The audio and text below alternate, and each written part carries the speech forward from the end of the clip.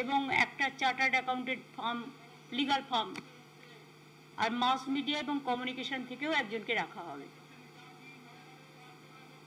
এটা আজকে ঠিক হলো, তার কারণ হচ্ছে এটা ঠিক হওয়ার পরেই, ক্যাবিনেটে পাস হওয়ার পরেই আমাদের যেটা করতে হবে, আমাদের ট্রাস্টের মিটিং আছে আগামী পরশু 27 তারিখে, দোলের শিবরাত্রির পরের দিন। সেখানে আমাদের সিদ্ধান্ত হবে অন্যান্য। আর আপনাদের তুমি আগেই বলেছি যে অক্ষয় তৃতীয়ার দিন, অক্ষয় তৃতীয়ার দিন এটা উদ্বোধন হবে, কিন্তু তার আগে 28 তারিখে ওখানে যজ্ঞ হবে এবং আই থিঙ্ক 30 তারিখে উদ্বোধন হবে, 29 তারিখে যজ্ঞ হবে। সুতরাং এটা আপনাদের জানালাম, মানুষকেও জানালাম। আমরা আজকে প্রায় চায় বাগান,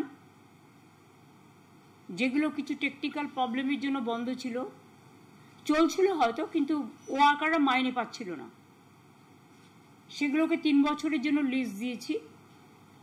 তারা যদি 3 বছরের লিজ সাকসেসফুলি ওয়ার্কারদের সব কিছু করতে পারে, বেতন থেকে শুরু করে সব কিছু, তাহলে আমরা তাদের 30 বছর পরের প্রভিশনে দেব। কারণ এরা মাইনে দিতে পারছে না, আমাদের এটা করার ফলে তারা মাইনেটা দিতে পারবে। আলু কেনার জন্য আমরা একটা এমএসপি রেট, যেটা মিনিমাম সাপোর্ট প্রাইস আমরা বলি, আমরা 900 পার কুইন্টাল করেছি ফর আলু এবং protect to interest of potato grower and farmer, চাষি এবং যারা পটেটো চাষ করে এবং কৃষকদের জন্য। এটা তাদের অভাবী সেল বন্ধ করতে সাহায্য করবে। মাঝে একটু বৃষ্টি হয়েছে, ডিবিসির জল ছাড়তে বারণ করা হয়েছিল, তা সত্ত্বেও ছেড়েছে। সেই জন্য যে আলুগুলো ভিজে গেছে ক্ষেতের, তাদের আলুগুলো আমাদের গভর্নমেন্ট অনেকটাই কিনে নিয়েছে এবং আমরা এটা সুফল বাংলায় বিক্রি করে দেব। তাছাড়াও যেগুলো ক্ষতি হয়েছে সেটা ক্রপ ইন্স্যুরেন্সের দ্বারা কভার হবে। সেখানে আমাদের 321 কোটি টাকা দিতে হবে ক্ষতিপূরণ হিসেবে চাষিদের, যাতে তারা কোনো ডিস্ট্রেস মানে অভাব ফিল না করে, সমস্যায় না পড়ে।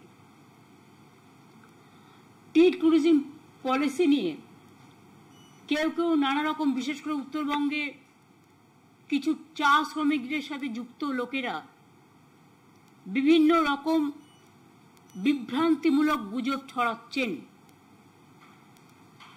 এবং কিছু ভুতুরে রাজনৈতিক দলও এর মধ্যে আছেন, যারা অ্যাকচুয়াল ঘটনাটা বুঝতে পারেনি। প্রথমত আমি বলতে চাই, এটা খুব ক্লিয়ার করে যদি আপনারা একটু দেখান ভালো হয়। চা বাগানের জমি কাউকে ফ্রি হোল্ড দেওয়ার নিয়ম নেই, এটা হচ্ছে লিজে থাকে। এবং চা বাগানের জমির যে আইন ছিল তাই আছে। আমরা বলছি চা বাগানে যেখানে চা জন্মায় সেটা কোনো রকমভাবে ক্ষতি করা যাবে না, কিন্তু যেখানে চাটা জন্মাচ্ছে না অথচ জমিটা পড়ে আছে, এগুলো সবই রাজ্য সরকার লিজ দেয়। সেক্ষেত্রে আমরা অ্যালাউ করেছিলাম 15% পর্যন্ত ফর টি ট্যুরিজম প্রজেক্ট, যাতে ওখানে হোটেল বা নানা রকম হোমস্টে বা নানা রকম ব্যবসায়িক কিছু হলে লোকাল ছেলেমেয়েরা চাকরি পায় এবং যারা চা বাগানে কাজ করে 80% লোকাল নিতে হবে। 30% যেটা বলা হয়েছিল সেটা হচ্ছে বিজিবিএসে তো আর 5 মিনিট ধরে চা বাগানের কথা বলা যাবে না, সব পয়েন্টই 15 মিনিট 20 মিনিটের মধ্যে কভার করতে হবে। এটা পলিসি। এটা পলিসিটা কি? 15 একর জমি দেওয়া হয়েছে আগেই, এবং এটা আগেও ছিল কিন্তু কাজে লাগেনি। তাছাড়াও অনেক বন্ধ চা বাগান আছে যেখানে না হয় চা, না হয় কোনো কমার্শিয়াল অ্যাক্টিভিটিস। আমরা সেখান থেকে জমি নিয়ে চায়ের বাগানের মজদুরদের পাট্টা দিচ্ছি। অনেক পাট্টা দেওয়া হয়েছে, এখনো 26,000 পাট্টা রেডি আছে। আমরা যেটা পরিষ্কার বলছি, চা জন্মানোর সাথে, টি প্লান্টেশনের সাথে কোনো রকম কোনো কম্প্রোমাইজ করা হবে না, পরিষ্কার। অর্থাৎ চা যেখানে জন্মায়, চাটা জন্মাতেই হবে। চাটা জন্মে যদি কোনো বর্ধিত জমি থাকে, যে জমিতে চা হয় না বা পড়ে আছে, সেখান থেকে আমরা কমার্শিয়াল অ্যাক্টিভিটিস করতে বলেছি, এই কারণে যাতে লোকাল এমপ্লয়মেন্ট ক্রিয়েট হয় এবং ট্যুরিজমটা ডেভেলপ করে। এরপর 30তে আমি আসছি। এটা কি? কাউকেই কিন্তু আমরা একবারে 30 একর দিচ্ছি না। আর চা বাগানের একটা সিলিংও আছে।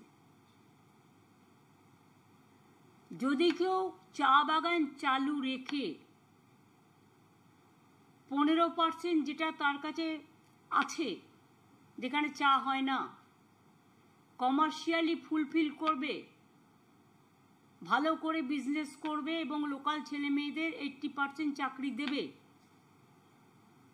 তারা যদি এটা সাকসেসফুলি দেখাতে পারে, তবেই সেক্ষেত্রে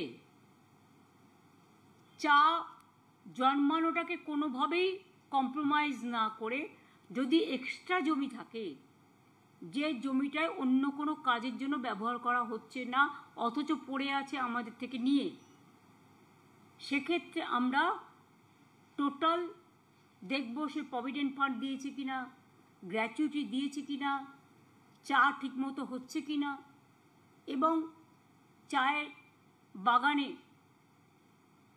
যে 15 একর জমি দেওয়া হয়েছিল, 15 একর, সেটাতে ঠিকমতো কমার্শিয়াল ইউটিলাইজেশন হচ্ছে কিনা। পুরো সাকসেসফুল হলে যদি কেউ চায় 30 একর, যার আছে অনেক জমি অথচ চা চাষ হচ্ছে না, সেটা কেস টু কেস আমরা একটা এসওপি তৈরি করেছি চিফ সেক্রেটারির আন্ডারে, সেখানে আসবে।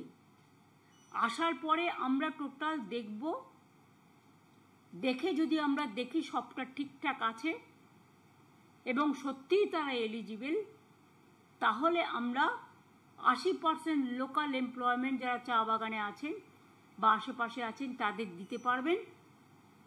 চা বাগান কিন্তু একবারও কম্প্রোমাইজ করা হবে না, এটা মেনে দেয়া যেতে পারে, provided if the operation is on. माने चाय बागान ठीक से चालू रखना चाहिए। अगर चाय बागान का एक्स्ट्रा जमीन में जिसमें चाय नहीं होता है, ऐसे ही पड़ा है, ऐसा जगह का लेके हम पट्टा भी दे रहे हैं चाय बागान को, और साथ साथ में इसको हम टूरिज्म के लिए भी बुलाया।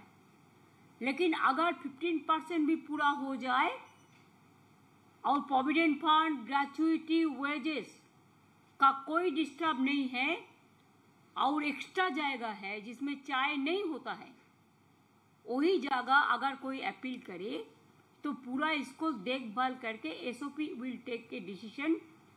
ये भी केस टू केस होगा।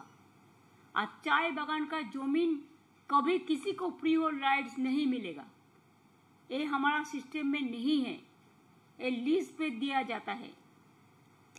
और चाय बागान का जमीन लेके टी टूरिज्म जैसे हम डेवलप करेंगे, लोकल एम्प्लॉयमेंट भी हम डेवलपमेंट करेंगे, साथ साथ में हमारा इकोलॉजी मेंटेन करना भी हमारा काम है और लोकल एम्प्लॉयमेंट जनरेशन करना भी हमारा काम है। सब ध्यान में रख के हमने यही ठीक किया है कि एक साथ में 30 एकड़ हम किसी को नहीं दे रहा है, 15% दे रहा है, जिसको चाय बागान का चाय चाष नहीं होता है, चाय तैयार नहीं होता है, चाय में चाष नहीं होता है, प्लांटेशन नहीं होता है। और एक पॉइंट है, अगर कोई हम देखेंगे कि जो चाय का जमीन में जो एक्स्ट्रा जमीन है, अगर वो कमर्शियल एक्टिविटीज करके चाय बागान बंद करके भाग जाता है, तो उसको जो कमर्शियल के लिए हम जो लैंड दिया है वो भी स्टेट गवर्नमेंट उसको ले आएंगे, और कैसे उसको हमको चालू करना है that state government will take care, SOP will take care. चाय बागान चालू रखने से तो भी हम इसको यूटिलाइज करने देगा, चाय बागान जो बंद करेगा हम उसको नहीं करने देंगे। ये बात एक साफ साफ बात है और क्लियर बात है, इसमें कोई कंट्रोवर्सी, कोई भी जो डिस्टॉर्ट किया है फैक्ट्स को, हम उसको रिक्वेस्ट करने चाहेंगे कि चाय मजदूर हमारा एक बहुत गर्व है, चाय मजदूर को कोई डिस्टर्बेंस हम नहीं करने देंगे, और ट्राइबल लैंड कभी किसी को हम नहीं दे सकते हैं। इसके लिए भी हमारा कानून बहुत कड़ाई है कि tribal land nobody can purchase. पहले ऐसा बहुत सारे हुए थे, लेकिन हम लोगों ने उसके बाद कानून किया कि ट्राइबल लैंड किसी को पास नहीं जाएगा, ओनली ट्राइबल का पास ही रहेगा।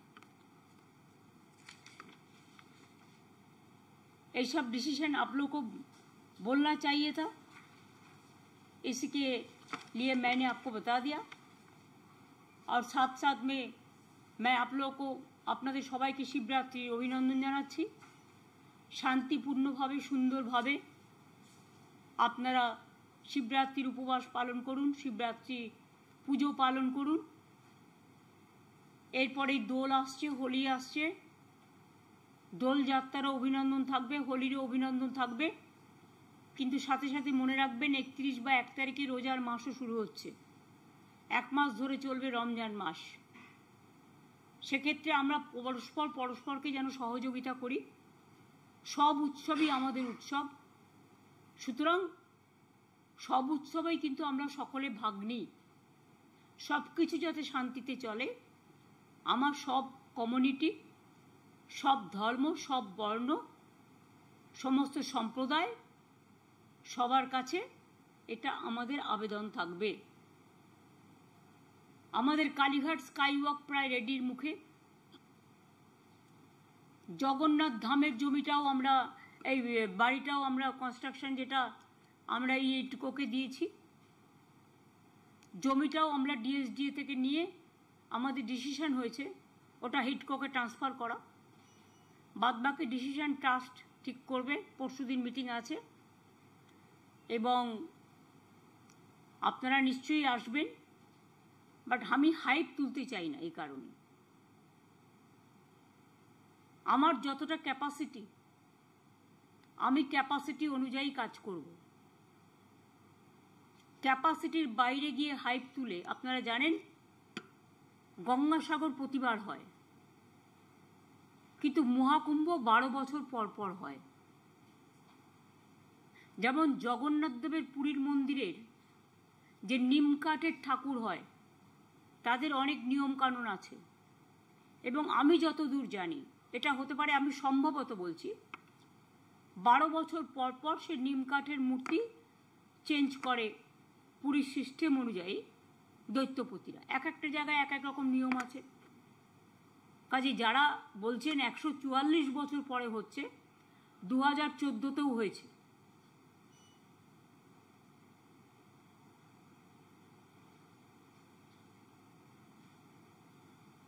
আমি যতটুকু শুনেছি, আমার যদি ভ্রান্তি থাকে তাহলে আপনারা আমাকে সংশোধন করে দেবেন। 144 বছর পরে কুম্ভ হচ্ছে, এটা ঠিক নয়। মিডিয়াকে কন্ট্রোল করছেন বলে ওয়ান সাইডেড অনেক মানুষ অ্যাক্সিডেন্টে মারা গেছেন, যে পরিবারগুলো 6টা জায়গায় পদপিষ্ট হয়ে মারা গেছেন। আমি যারা কুম্ভে স্নান করছে আমি কিচ্ছু বলবো না, তাদের প্রতি আমার সম্মান আছে। আমি কিন্তু কুম্ভ স্নান নিয়ে একটি কথাও বলিনি। ভাই, কে কোথায় যাবে, কোথায় স্নান করবে, কোথায় খাবে, কোথায় কি করবে, সেটা তার নিজস্ব ব্যাপার।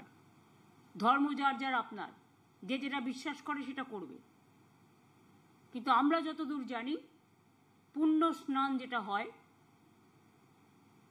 প্রতিবার গঙ্গাসাগরে হয় বলে আমরা জানি, সংক্রান্তিতে হয়, এবং নিয়ম কানুন মেনেই হয়। তাই 144 বছর পরে আবার কুম্ভ হবে, বা 144 বছর আগে এটা হয়েছে, আমি একটু অজ্ঞ আছি এ ব্যাপারে। যদি কেউ বিশিষ্ট মানুষ থাকেন, আমি তাদের কাছে অনুরোধ করব যে আপনারা একটু গবেষণা করে আমাদের জানাবেন সঠিক সত্যটা কি, সঠিক তথ্যটা কি। যে পরিবারগুলো তাদের স্বজনকে হারিয়েছে তারা যেন ইমিডিয়েট কম্পেনসেশনের টাকা পায়। অনেক পরিবার অ্যাক্সিডেন্টে মারা গেছে, রেলে মারা গেছে, রেল চড়তে গিয়ে, এবং অ্যাক্সিডেন্টে প্রচুর মারা গেছে। তারাও যেন কম্পেনসেশনের আওতায় আসে। তার কারণ আমি যদি কোনো বিয়ে বাড়ির ব্যবস্থা করি, আমাকে দেখতে হবে খাবার দাবার দায়িত্বটাও আমাকে একটু এক্সট্রা রাখতে হয়। 400 লোককে নিমন্ত্রণ করলে 500 লোকের ব্যবস্থা রাখতে হয়। এটা হচ্ছে সিস্টেম, আমাদের পারিবারিক সিস্টেম। ধর্মের ক্ষেত্রেও মনে রাখবেন এটাও একটা ধর্মীয় ব্যাপার, একটা উৎসব। কতটা ক্যাপাসিটি আছে, কতটা ক্যাপাসিটির মধ্যে কত মানুষ যেতে পারে, কিভাবে যেতে পারে, সেগুলো ভাবনা চিন্তা করে করার জন্যই আমরা প্ল্যানিংয়ের ব্যাপারে বলেছিলাম। কিন্তু অনেকেই এটাকে নিয়ে ডিস্টর্ট করেছে এবং অনেক কুকথা অকথা বলেছেন। তাদের কাছে আমি অনুরোধ করব, আপনারা যেটা বলছেন সেটা অসত্য, সম্পূর্ণ মিথ্যা। আমি কোনো ধর্মকে জীবনে অসম্মান করিনি, করবও না। সর্বধর্ম সমন্বয় আমাদের লক্ষ্য, আমরা সব ধর্মকে সম্মান করি। গঙ্গাসাগর মেলা হলে 5-6 দিন ধরে আমাদের কারো ঘুম হয় না, আমাদের জেগে থাকতে হয়। জলে পার হয় এক একজন, তাই গঙ্গাসাগর সেতু তৈরি করছি আমরা। 2 বছর লাগবে। দুর্গাপুজো যখন হয়, এক একটা জেলাতে আপনারা দেখেছেন কি রাস হয়। বাইরের প্রচুর মানুষ আসে, আশেপাশে রাজ্যের মানুষও আসে। আমরা পুরো যতক্ষণ পর্যন্ত সম্পূর্ণ না হয় আমাদের পুজো কার্নিভেল, ততক্ষণ পর্যন্ত আমাদের নজরদারি করতে হয় যাতে কোনো রকম কোনো ঘটনা না ঘটে। দেখুন, ইনসিডেন্ট বা অ্যাক্সিডেন্ট যে কোনো সময় হতেই পারে, কিন্তু ইনসিডেন্ট বা অ্যাক্সিডেন্ট হলে যদি কারো দোষে হয় এবং যদি আমরা সঠিক সময় সঠিকভাবে after incident, after accident planning না করি ঠিক মতো, সেটাতে মানুষ সাফার করে। আপনারা এখানে দেখেছিলেন আমরা ক্ষমতায় আসার সাথে সাথে প্রায় আমরিতে একটি অগ্নিকাণ্ড আমরি হাসপাতালে ঘটে। সেখানে 100-র উপর লোক মারা যায়। সারা রাত বসে আমরা কিন্তু পোস্টমর্টম করিয়েছিলাম। ডেথ সার্টিফিকেট, টাকা এবং চাকরির অ্যাপয়েন্টমেন্ট লেটার সেদিনই আমরা দিয়ে দিয়েছিলাম। সুতরাং আমার এটা দাবি থাকবে উত্তরপ্রদেশ সরকারের কাছে, যোগী সাহেব আমাকে যতই গালাগালি দিন তাতে আমার ফোসকা পড়বে না।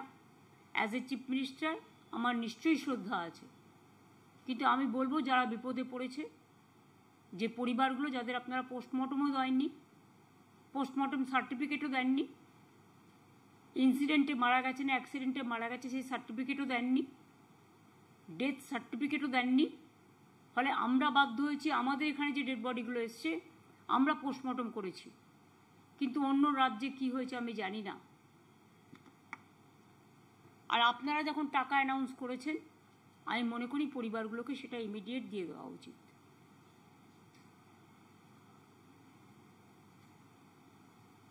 আমার এটুকুই বলার ছিল।